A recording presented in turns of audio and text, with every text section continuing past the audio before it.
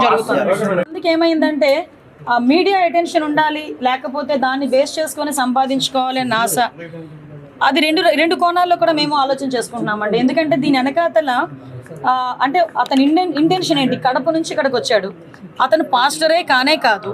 అటువంటి పాస్టర్ కాని వ్యక్తి అక్కడ కన్వర్షన్స్ని కొంచెం ఎంకరేజ్ చేయడానికి అమాయకమైన గిరిజనుల దగ్గరికి వచ్చి అతని అక్కడ చేయటమే కాకుండా అతని మీద దాడి జరగకుండానే దాడి జరిగింది అని అతనే క్రియేట్ చేసుకోవటం, ఇవన్నీ కూడా పోలీసులు నిజంగా నేను ఎస్పీ మా అల్లూరి సీతారామరాజు ఎస్పీ గారిని ప్రత్యేకంగా అభినందిస్తున్నా.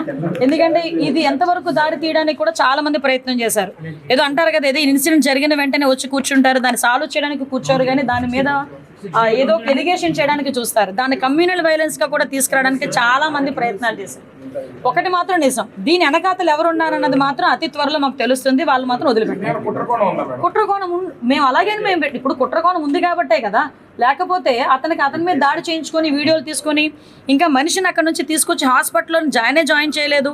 ఇమీడియట్గా అన్ని గ్రూప్స్కి సెపరేట్గా చేసుకొని అతనుకున్న ఫైనాన్షియల్ ట్రాన్సాక్షన్స్ ఎలా జరుగుతున్నాయి, అతను ఎందుకు ఏ బేస్ మీద చేశారు, అతని వెనకాతలు ఎవరైనా చేయించారా, దీనికి రాజకీయ కోణం ఏమైనా ఉందా, కుట్ర కోణం ఏమైనా ఉందా, అన్ని విషయాలు కూడా అతి త్వరలో బయటపడతాయి.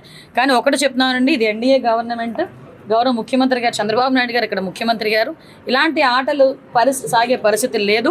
దయచేసి అందరూ కూడా అప్రమత్తంగా ఉంటే బెటర్. ఇలాంటి డ్రామా బయటపడింది, బట్ ఏజెన్సీలు గిరిజనులు టార్గెట్ చేసుకొని ఫేక్ పాస్టర్స్ కావచ్చు, కొంతమంది మత మార్పిడులు చేసే ప్రయత్నాలు కొన్ని రాజ్యాంగం ఇచ్చిన ప్రజాస్వామ్యం మన గవర్నమెంట్ ప్రజాస్వామ్యంలో ఉండేటప్పుడు కొన్ని సందర్భాల్లో మనకి కూడా రిస్ట్రిక్షన్స్ ఉంటాయి.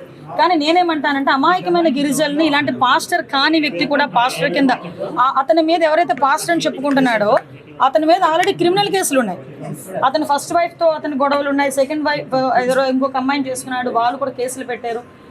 అలాంటి వ్యక్తి ఇక్కడికి వచ్చి పాస్టర్ అవతారం ఎత్తి అమాయకమైన గిరిజనుల్ని రెచ్చగొట్టే ధోరణిలో ముందుకెళ్ళడమే కాకుండా మీరు అబ్జర్వ్ చేసుకుంటే అతని ఇన్స్టాగ్రామ్ ఇవన్నీ కూడా మేము చెక్ చేసుకుంటే పగడాల ప్రవీణ్ పాస్టర్ ఎక్కడైతే చనిపోయారో దాన్ని కూడా బయటికి తీసుకొచ్చి ఏదో రకంగా చేద్దాము అంటే ఇందులో ఏంటంటే సెల్ఫ్ అతనికి ఏదో ఒక ఉపయోగం ఉండాలి ఒకటి.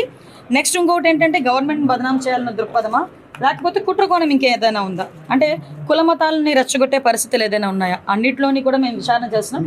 కానీ ఒకటి ఏంటంటే ఇలాంటి ఆలోచనలు రావడమే తప్పు. ఇలాంటి ఆలోచనలు వచ్చిన తర్వాత ఇలాంటి చేసే వాళ్ళ మీద మాత్రం కఠినంగా చర్య